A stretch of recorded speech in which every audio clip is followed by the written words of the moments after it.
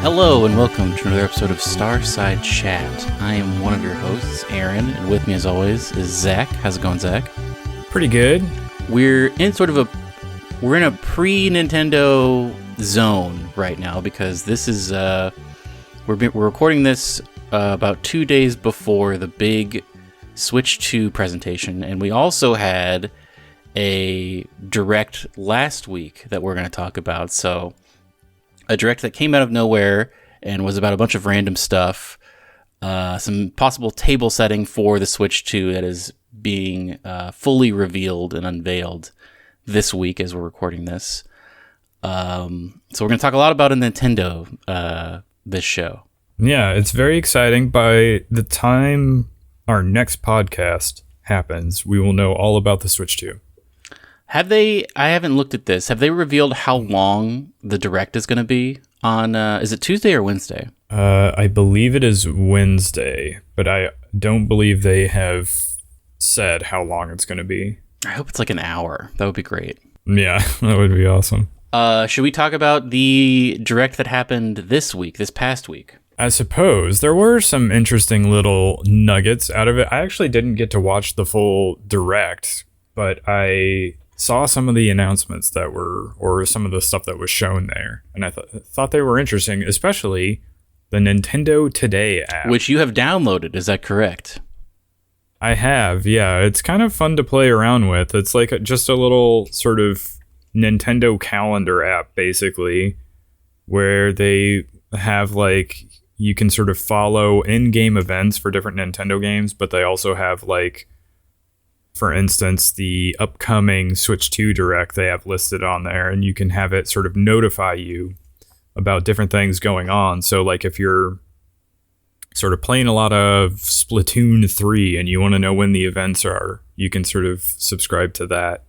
But it's fun because they have all kinds of different, like all the different stuff from this last direct all listed in there, so you can keep up with what was announced during that, but also you can sort of add widgets to your home screen. So if you want like a sort of a calendar app widget on your home screen, you can have basically Nintendo directly on your home screen, which is cool. So now Miyamoto revealed this during the direct. He came on, he was like, hey, this is what it is. He also said, FYI, after the direct this coming week about the Switch 2, this app is going to be what we use to give information about the Switch 2. So if you want to know information about the Switch 2, we're going to be pushing it out directly. So this is the other thing, is like the framing device for this app was directs are really cool. We like directs, but we're going to be expanding that, and now this is even more of a Nintendo Direct because we're directly giving you information from this app. And so I don't know what this means going forward. I assume there will still be Nintendo Directs, but this is kind of another avenue for Nintendo to just like give you information if you want it, which is interesting. I guess it makes sense to sort of consolidate things because they put stuff up on YouTube and they put stuff up on their different social media accounts. Maybe it does make sense to just have like one centralized location to just be like, hey, here's all of it. I am pro it. I will download it probably before the next Nintendo Direct, which is on Wednesday. They did talk about some other stuff in this direct. Did you get to see the virtual game cards discussion? I did not.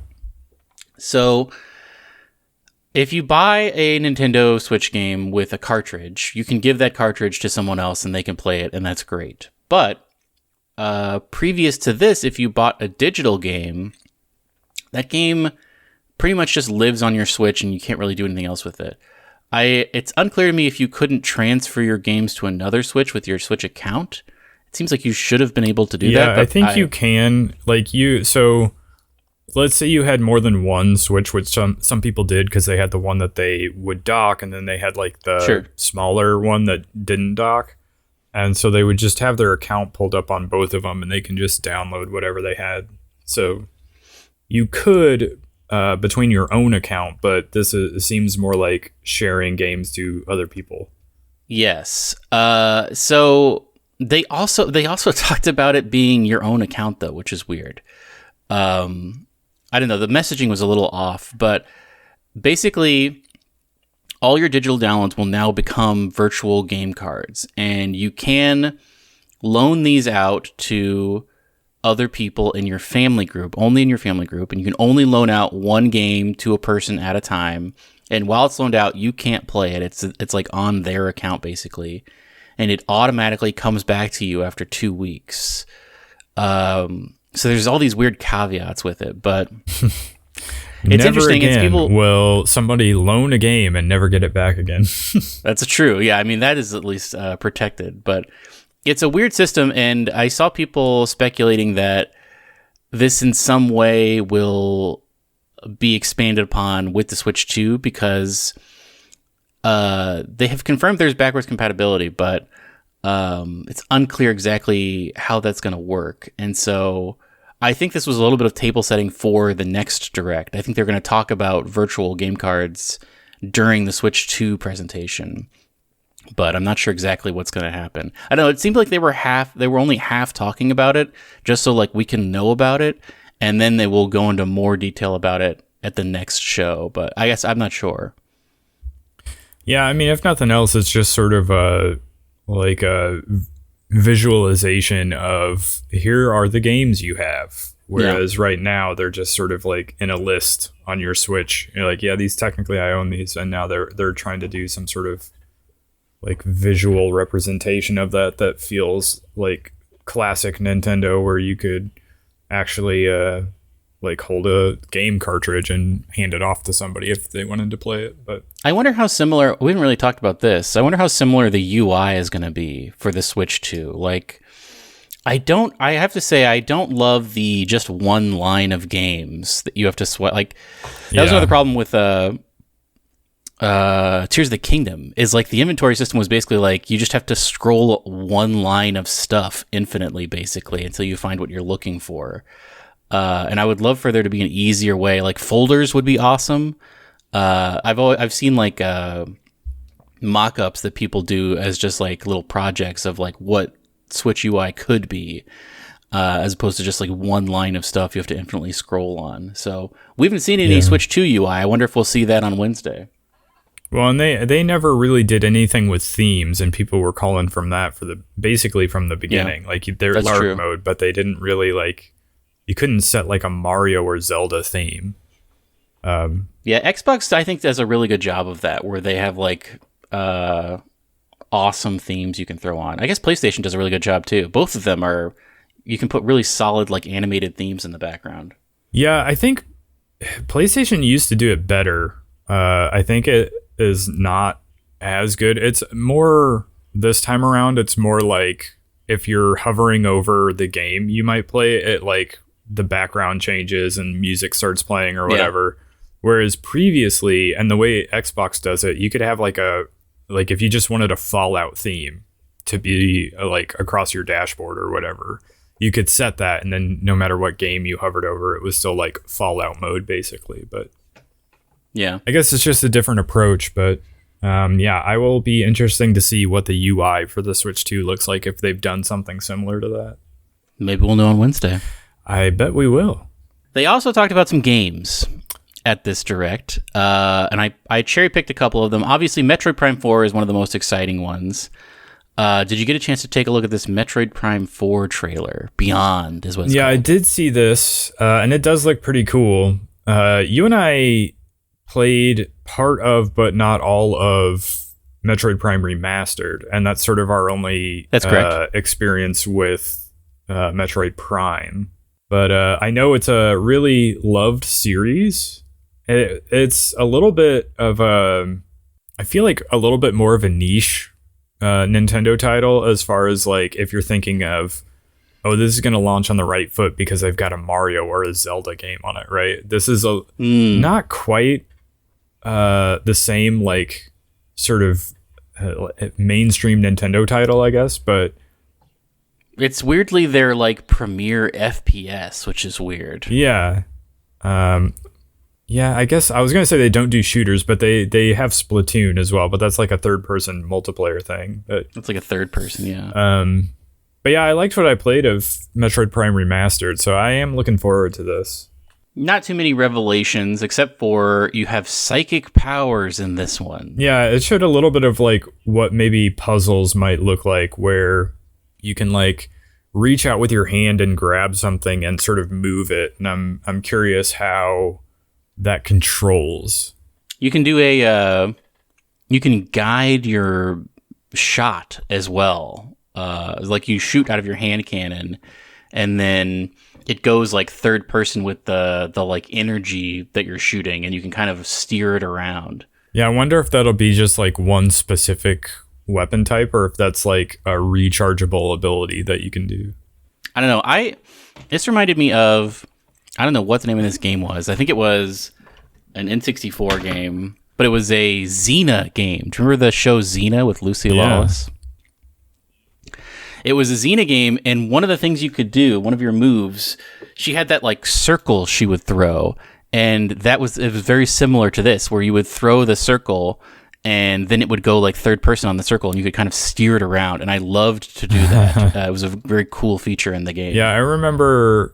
It might have been Nintendo 64 generation as well. I'm trying to remember if this was a feature of The World Is Not Enough, the Nintendo 64 game, or if this was like a later like GameCube, PS2 era Bond game. But we would do multiplayer against bots, and we would do explosives only. And they had like a type of rocket launcher where you could guide the missile around, and that was always very fun. Very cool. A great feature that should be in more games. Yeah. Tamagotchi Life. Living the dream. That's what it says. That's the subtitle. Have you... I'm not really familiar with this series, to be honest. I used to watch a streamer who would play Tamagotchi Life. It was on, I think, DS previously. It's a crazy game. It's kind of like a Sims game, I think, where you basically make a bunch of Miis, and I think you can download Miis, and people make Miis that look like famous people, and then you give them a personality. And then they just sort of interact together. I don't think you directly control them. I think you just like watch them. So it's kind of like Sims. But it's got a very surreal atmosphere. And this one seems like it's going to be very dream focused. So it's going to be even more surreal. But a key thing about it is that like all of them talk with this like awful text to speech talk. So they can say whatever you want them to say. But it sounds insane. And I think this will lead to a lot of really funny YouTube videos. It's not a game I don't think I'm going to play, but I am excited. It's like the first one in 10 years, they said in the trailer.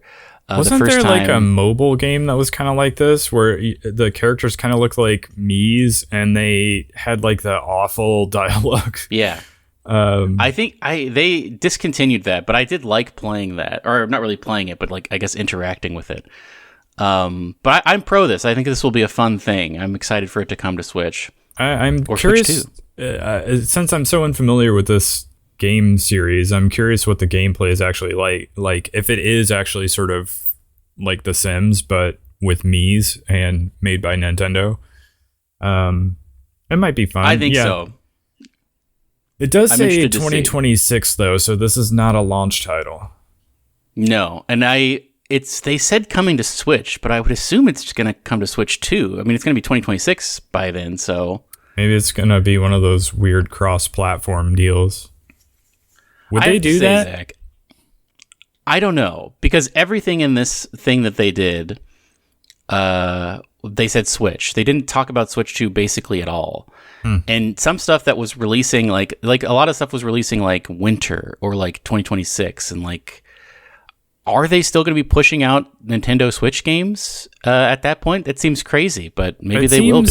Antithetical to the Nintendo we've known in the past. Like when the Super NES came out, they didn't release cross-gen games that you could play still on the old NES. Now, granted, that's like a different time period for games, but like, I don't know. They've never done it before. So, who's to say? It's weird.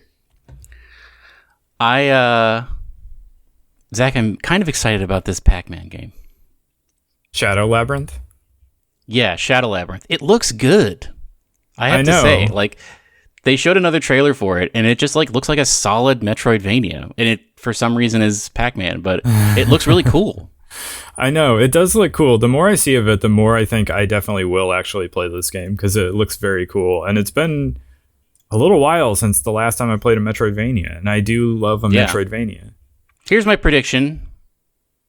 I predict we are going to see Hollow Knight on Wednesday's Switch presentation. You mean Silksong? Silksong, yeah. Hollow Knight 2 Silksong. Is it going to be a hot drop? Or I would say no.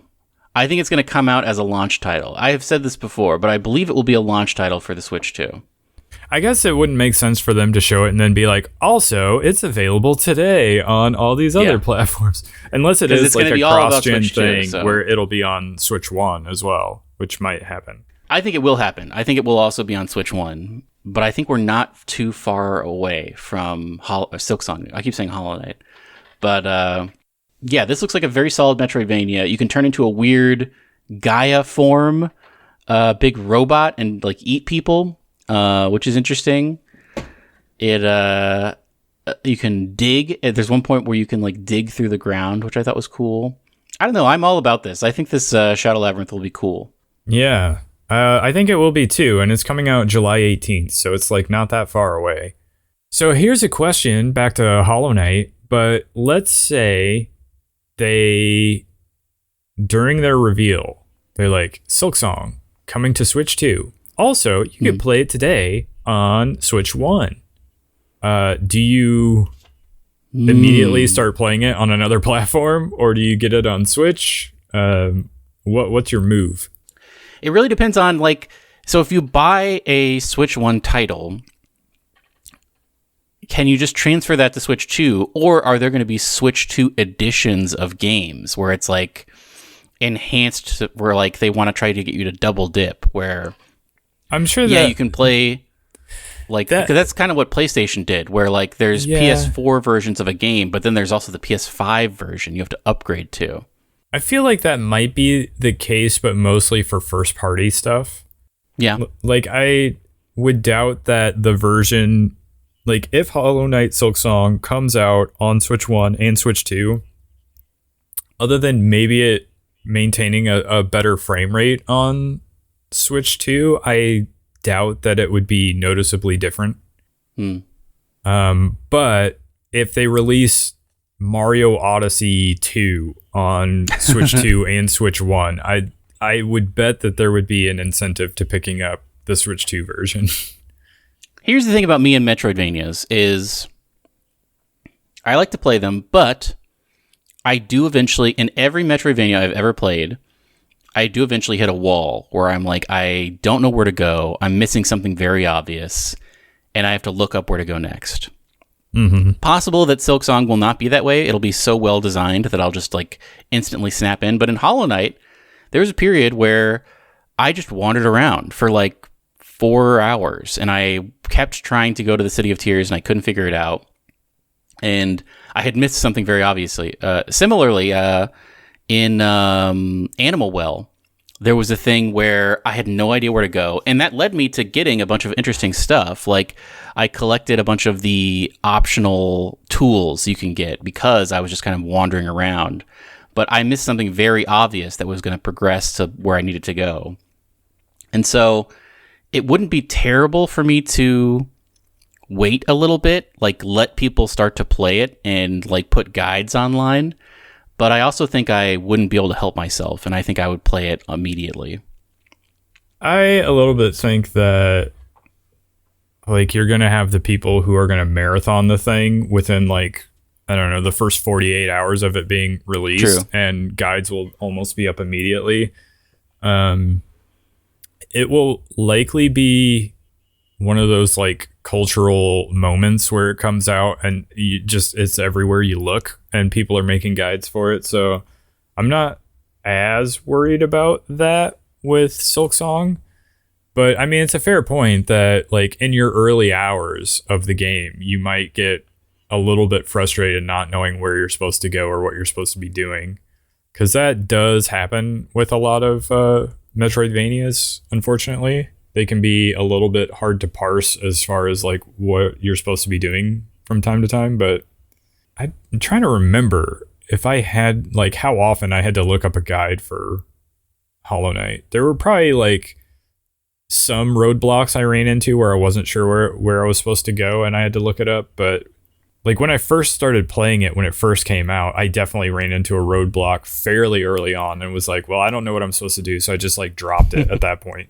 Yeah. And it took years for me to give it a second shot because you liked it so much. And so I gave it a second shot and it really stuck that time. But I want to say it would be fun to like have the experience of like not knowing what you're going to run into though. Here's something else though. Is they don't have any sort of exclusivity to Nintendo, I don't think. So when it comes out, I believe it's going to come out everywhere. And it is going to be on Game Pass day one. So maybe not even playing it on Switch and just getting it on Game Pass. Well, that's why I asked, like, if they do release it, they sort of show it and say, hey, this is coming to Switch 2. Also, it's out now on Switch 1. Play it, and then when you pick up your Switch 2, just pick up where you left off on Switch 2. Cross save. Are you immediately going to go download it on Xbox? I don't know. It's a good question. I wonder how they're going to handle cross save functionality, if it's going to be tied to your account cloud save wise. I would assume that is the case, and it will transfer from generation to generation. Mm-hmm. You know, I don't know. It's I can't wait for Wednesday to get here because I would like to have more information about all of this stuff. Right. The only other thing I wanted to talk about, not to skip ahead in our notes, but they did reveal that Monument Valley 1 and 2 are coming to the Switch, but also Monument Valley 3 is coming to the Switch later this year. Yeah, I did see that, and I think that is cool. I actually kind of, I guess I didn't know they weren't on console, but I thought it's been a mobile exclusive game because it really is just tapping. Right. You don't control the little guy. You just kind of like make a path for them. Yeah, that's true. Which, I mean, maybe it makes sense a lot for Switch 2 if you just like use the mouse function. That's a great point. Click don't around. Forget, there's a mouse. So yeah, it'll be interesting to see how they implement that across different games. But yeah, that is a cool thing. I have played the first 2 on mobile. I don't think I ever played the third one. So, well, it's not out yet. Well, I think it's out on mobile. It's just not out on console. Oh, really? I didn't know that. Is it not? I mean, check me if I'm wrong. I thought that game already came out. Oh, it is currently available on iOS. Yeah. Yeah. Speaking of Metroidvanias, though, Prince of Persia: Lost Crown is doing the opposite thing, where it's coming to mobile platforms. So it's going to be on iOS and Android, and instead of going from mobile to console, it's going from console to mobile. That's crazy to me. Yes, there is a lot of Ubisoft news we need to talk about because, well, talk to me about this Tencent deal. Tencent has paid a bunch of money to have them spin off a couple of their properties. Yeah, I kind of don't understand this deal. It seems like they're sort of throwing Ubisoft a lifeline because they're losing money, and they're like, all right, we have a ton of money, so here, let's make this subsidiary, and it's going to be based on like Assassin's Creed, Far Cry, and Rainbow Six, which are Ubisoft's biggest, most profitable franchises. Yeah. But it seems like just more control for Tencent. I mean, they're saying that like the Guimond family or whoever it is that owns Ubisoft is still like in charge and in control, but it seems like they're just sort of, they needed money, so they asked Tencent, and now they're sort of slowly losing their grip on Ubisoft, and Tencent is just sort of slowly taking over. It's weird. So I don't know. I don't know what this means. I'm not like a business expert to be able to explain this properly, but it is like sort of the biggest piece of news that probably dropped over the last week or so. But what do you think? Do you think Assassin's Creed and do they like eventually strip Ubisoft for parts and sell off stuff, or does it just become Tencent properties. I don't know. This doesn't include, I think, the two Ubisoft properties I care the most about, which are Watch Dogs, obviously. Even though I didn't play the last one, if they have another one that comes out, if it's just like I don't know, that whole like multiple main characters thing didn't really do it for me. If they come up with another one that's another single player, like I know maybe it would. Maybe I would like it. I don't know. I was gonna say I know it wasn't like from a story perspective, it wasn't the best because you're just like some guy you grabbed off the street and added to your crew, and because you were playing him last, he's just like the face of the cutscene, and it's just like I'm not sure you belong in this role, but so you had like moments that there was like a disconnect because of that, but like from a gameplay perspective, it was like super fun, and yeah, it's a little bit of that XCOM thing where there's like permadeath, and so you're like, ooh, I do not want to lose this person, so I need to be very careful about how I tackle this mission that I'm doing. And so I thought it was very fun from that perspective. So there's probably a better way to handle the story if they wanted to like pursue continuing that type of gameplay with the next Watch Dogs, but I don't know. I had a lot of fun with that one because you could just like hack a drone and fly it around, and then like land somewhere, go do like a mission real quick, hop back aboard your drone and fly away again. That is a cool game, and I am interested for more Watch Dogs. The other one that is not included in this acquisition or whatever it is The Division, which we had a lot of fun playing Division 1. I never picked up Division 2, but I know they're working on Division 3 right now.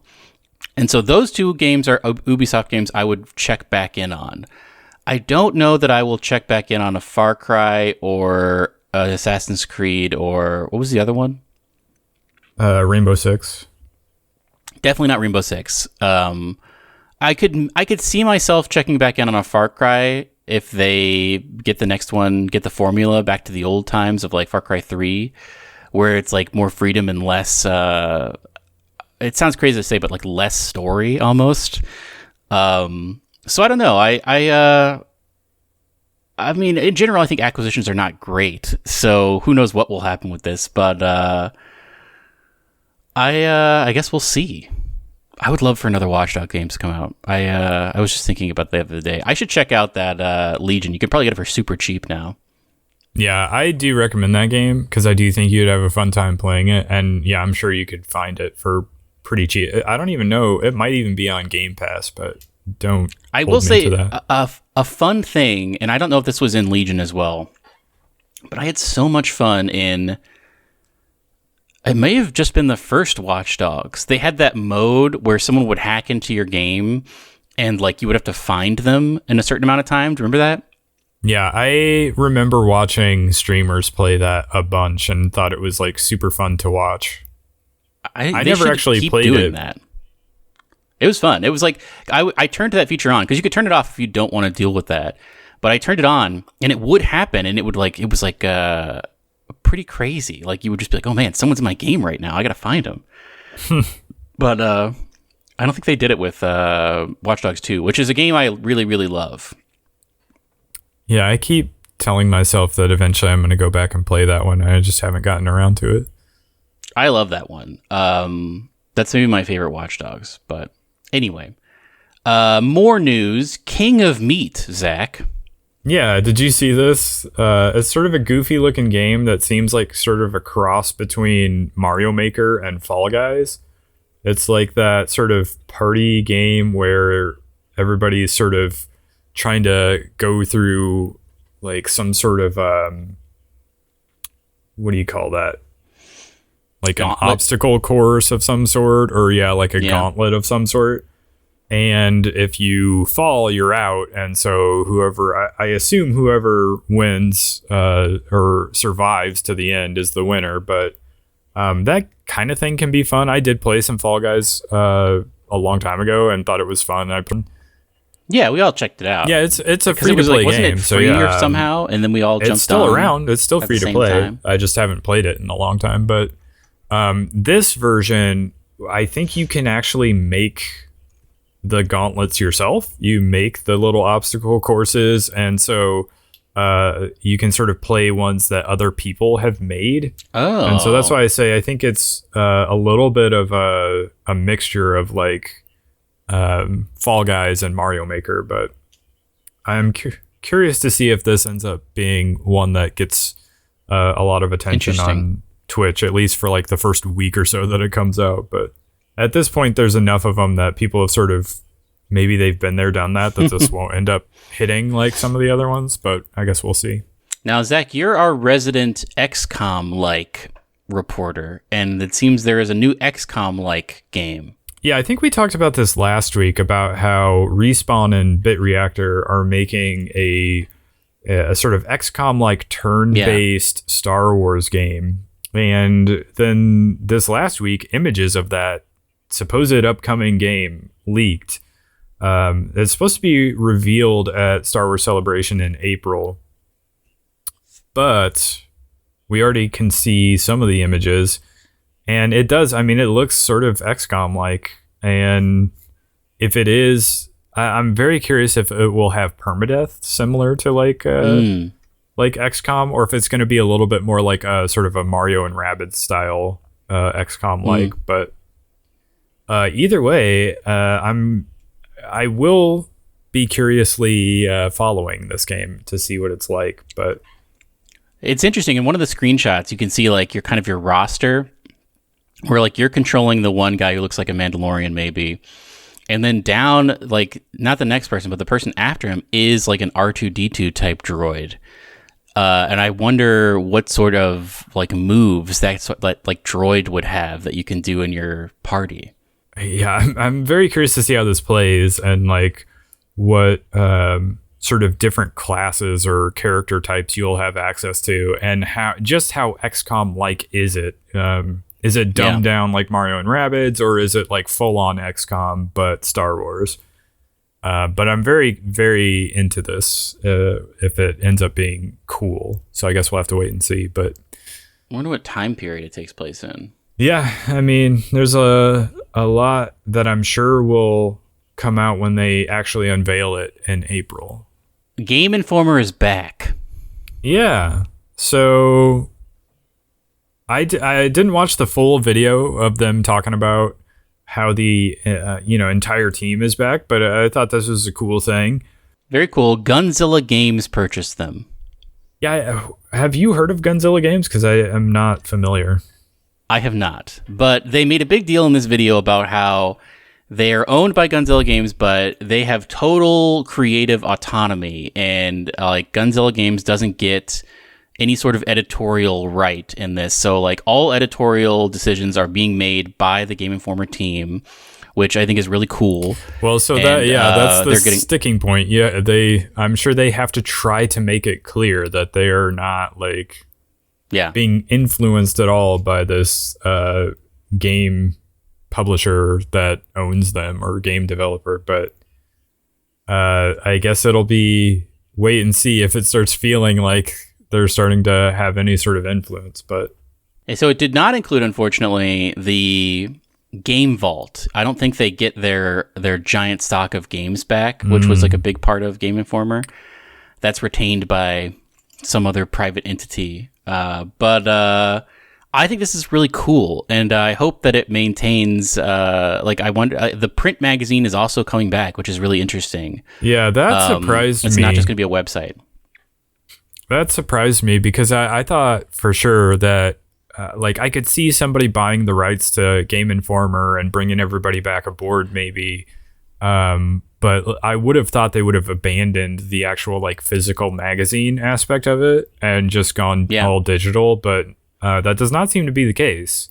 And I also wonder like how long like behind the scenes this was like in the works, because it seems like the people working at Game Informer have just been writing reviews for games as they've been coming out ever since the news that they got laid off, because the launch or relaunch of Game Informer coincided with like, hey, check out all these reviews that we have that we wrote during the time that we were closed down.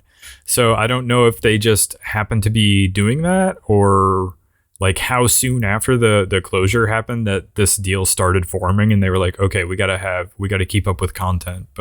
And were they being paid during that time is also a question, I guess. But yeah, I don't know. Great question. Overall, I think this is a great thing, and I'm glad that it returned. It's nice to have more games media just available. That's not like under the thumb of some big corporation.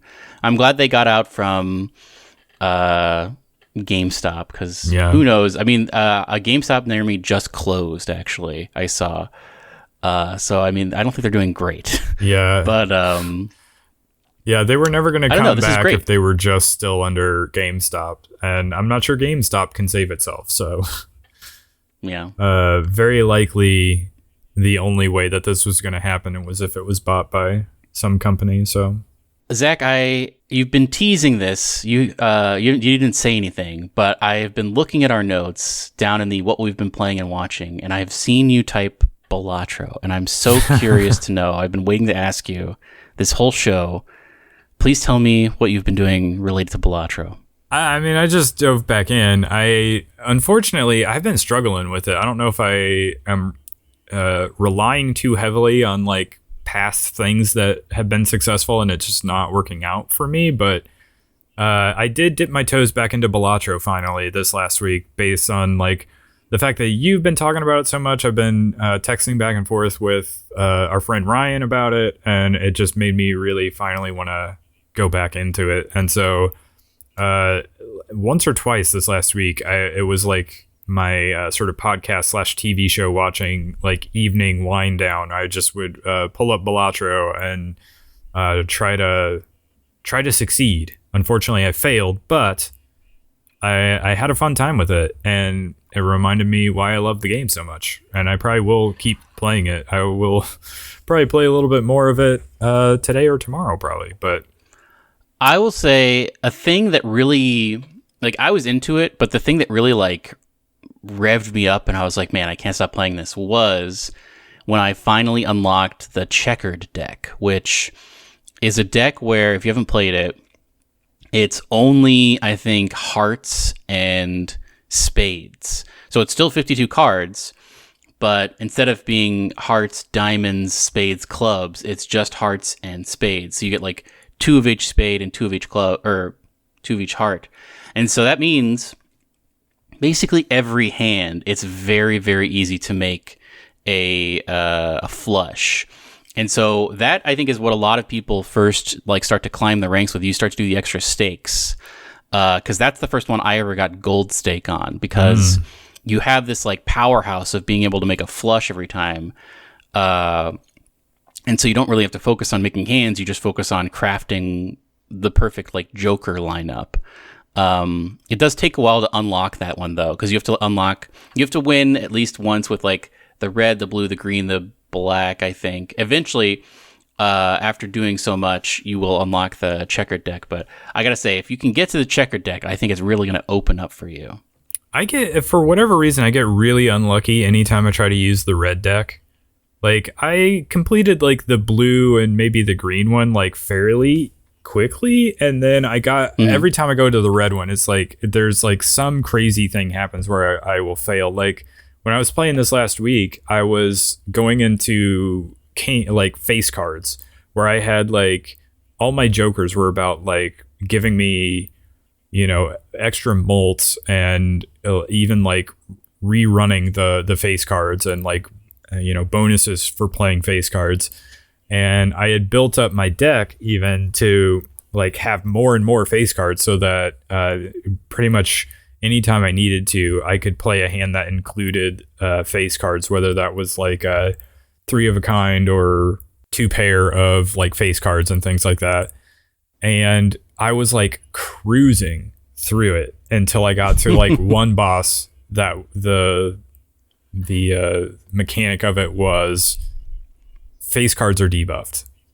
Yeah. And so that's how they get you. It just ended the run right there. Like there was nothing I could do. Like I could not play a hand that was going to get me anywhere near the amount of points I needed to like defeat that boss. So it becomes very important in some of those to have like either there's like the wrestler. I forget what the card is called, but there's a wrestler Joker where if you sell it, it disables the current boss blind's power or whatever. And that's important. Also, there's a voucher that's like a little VHS tape, and that allows you to re-roll the boss blind for like $10. And so if it's one of those, I feel like a couple of them are basically designed to be like, well, we're going to see what you're doing and we're going to negate that basically.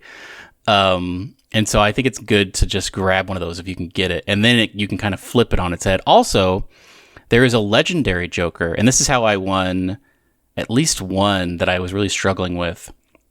That I forget what all the legendary Jokers have crazy names. But it's the one where it disables all boss blind powers every time you go to a boss blind. And so I just had that, and so all boss blinds were basically negated, except for the one where it's like extra large blind. That one you can't really negate. But I don't know. I had a really cool run yesterday where I got the achievement for having a bunch of money, because one of the things I was doing was I had the thing where every face card, or the card that's like all face cards count as face cards, which usually can be bad. I haven't found a great synergy for that, but in this instance, I had that one, and I had the business card, which like there's a 1 in 2 chance of a face card giving you like money when you play it. But I also got that green dice one where like chances of things happening increase, and so I was basically getting money every single card I played. Which was crazy. And I got a bunch of money. And then something else happened where I got a ton of money, and I got the achievement for getting, I think, like $400 or $500. It was very satisfying. But it's a great game that I am still actively loving to play. Yeah, I'm enjoying it again, so I think I will probably keep playing more of it, which I know is like not necessarily super relevant if we're like trying to talk about new games that are coming out. But I mean, it's hard to put it down. It's that fun. Speaking of old games, I have been playing more Final Fantasy VII Rebirth. Yeah, I'm curious to hear about your progress. I put a link in our show notes. I have been running around the Corel region, and I have to say, the music for that region is so good. Yeah, we talked about this last time. I was like, I love being in the Corel region because the music's so good. It's so awesome. I love the buggy. I'm running around. This is the first one. Usually when I get to these open world sections, I'm just like, I'm going to make a beeline to the next objective because I just want to keep going. But this is the first one where I'm like, I just want to just like roll around for a while because the buggy's fun. I have Kate Sith now, and the music is so good. I've kind of just been rolling around South Corel and doing stuff, and I haven't really progressed the story at all for the first time in a while. It's been really good. And I know also one of the reasons I'm doing this is because I got close to the next objective, and Kate Sith was like, hey, there's our next objective. It's in the Gungaga region. And I was like, oh, wait a minute. Everyone says that's bad. So I've kind of been like putting that off because I've heard it's kind of a down point for the game.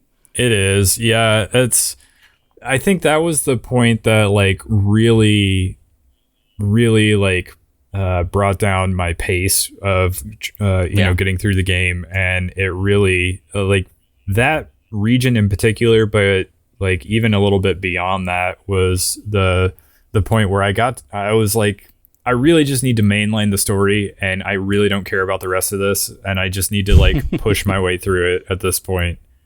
And yeah, it just feels long and not great. But yeah, you got to do it. You got to eventually get there and push through it. And well, I'm still having fun in the Coral region. I'm loving the music, and I guess I'll report back when I finally cross that river. I have been reading something called 0-10. It is one of the James Bond continuation novels. It was actually the first one by Raymond Benson. This was like in the 90s. So this was like probably roughly the time that Pierce Brosnan was starting his run as James Bond in the movies.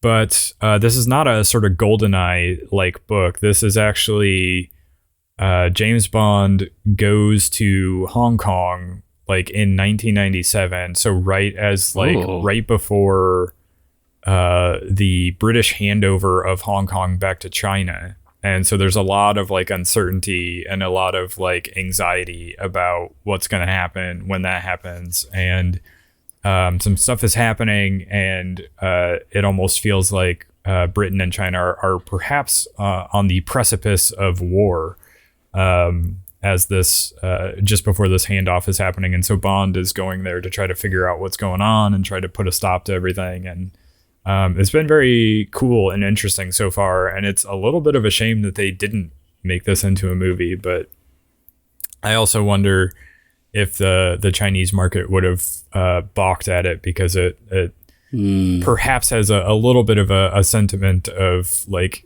anxiety and anti, China taking over Hong Kong again. But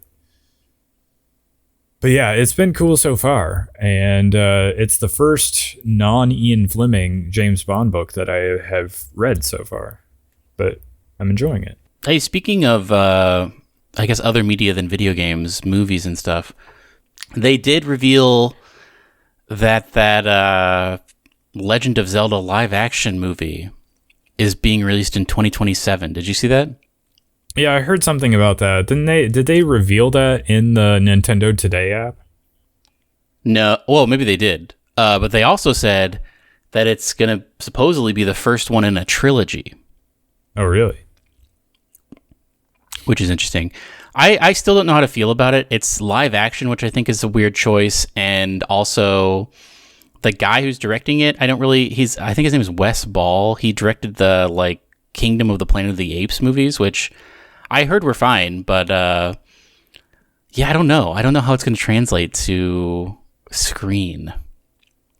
Yeah, I mean, we said that about the Mario movie as well, and for the most part, like it wasn't great, but it wasn't bad. I enjoyed it well enough when I watched it, but I didn't immediately rush out and buy a copy of it when it came to like home video, basically. I just think it's I feel like a bad move. Maybe it's not, but the thing you want to do is you want to eventually get to the Smash Brothers movie. And so to make this live action, I feel like basically means that they're not attempting to do that. So like this Link is never going to meet the Mario from like the Mario movie, basically. I don't know, maybe it will, but yeah, I mean, I suppose they still possibly could. But yeah, it does almost make it seem like that's not in their intention to eventually do. Which is crazy. I mean, I guess it makes sense. It would be a hard thing to do, but I feel like it would be so crazy to see a movie of Smash Brothers, like all of those characters interacting. I mean, that's what you like. I don't know. I mean, that space, what is it? The Emissary? That I think that was for Brawl. The single player for Brawl was, everyone loved that. Yeah. I mean, if they could sort of out Marvel, basically, out MCU them by making a Nintendo Cinematic Universe and build up the to NCU. Yeah. I mean, as Marvel continues to sort of collapse in on itself, it would be crazy if this just like supplanted that, but it doesn't seem like they are moving that direction. No, they don't seem to have I think the reason Marvel really hit for so many years was they had Kevin Feige just like manning everything. You need one central office basically that's saying like, here's the timeline, here's how things connect.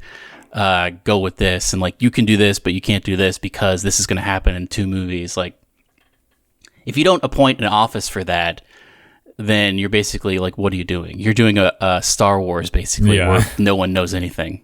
Yeah, yeah. I mean, I don't think they thought that far ahead. They were more or less like, hey, wouldn't it be awesome to do a Mario movie? And then they were like, oh, we made a lot of money doing that. Let's make a Zelda movie.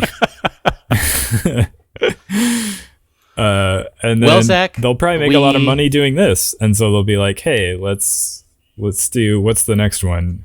either Metroid or like Star Fox or something? Oh, that's a good question. Metroid is interesting because you could do like a real like space horror movie almost, which I guess could, I mean, it would still probably be oriented towards kids, but I wonder how they would roll. I mean, that's probably the most PG-13, the most likely next one. Yeah. Do a sort of a I mean, there is going to be a Jurassic Donkey Park Kong style movie also. Yeah. It's interesting. I wonder how PG-13 they would make it. Yeah, I suspect it would be like sort of Jurassic Park style, where it's not like super gruesome. So technically, I don't know. Here's the thing. Family could go watch it, but it would be scary enough that it might be too much for the young ones. So you put it at PG-13. Well, here's the thing about young ones, Zach, is kids love Five Nights at Freddy's, which is a scary game. Do they? That's crazy to me. Oh yeah. Well, I mean, there's like a whole. I feel like there's a whole aisle at Target now that's just Five Nights at Freddy's stuff. There probably it's is. Like Hello Neighbor stuff. That's crazy. I mean, I still don't enjoy that stuff, but when I was a kid, I definitely would not have enjoyed it. Yeah, I was not like a show me scary stuff type of kid. I got scared in The Little Mermaid when that shark would pop up. I would be like, I can't watch this anymore. Yeah, I remember when I was probably a teenager, trying to watch the first Spider-Man movie, the Sam Raimi Spider-Man movie with my family, and my younger sister, who was not like, I don't think she was that young, but she wasn't. She was maybe a teen. I don't know if she was a teen yet, but she was like very terrified by that movie, like because the Green Goblin is like pretty crazy in that movie, especially towards the end. It's a great movie. But yeah, I don't know. Kids react differently to different things, I guess. But it's true. On that note, do you have any parting wisdom? I've got some tape your facts, Zach. Okay. Did you know adult tapirs can eat as much as 75 pounds of food a day? Wow, that's crazy. What do they eat? Their diet consists typically of fruit, berries, and foliage, including aquatic plants, as well as those on land. So, yeah, they eat a lot of food every day. They're basically just eating all day long. Eating and sleeping and being adorable. Having that weird trunk of theirs that looks so silly. Prehensile nose, yes. Man, I'm just trying to imagine what it would take to eat 75 pounds worth of like fruit and herbs basically. I couldn't do it. Couldn't do it. I guess that's why they're so large. Yeah. But that's my tape your fact of the week. That might be my last tape your fact for a while. I maybe have run dry on tape your facts. Gotta come up with a different animal. I know, maybe I do. We'll have like an NCAA bracket for best animals. I would love to do that. Well, on that note, go ahead and follow this podcast on Spotify, YouTube, and YouTube Music, and we'll catch you on the next one. Goodbye. Goodbye.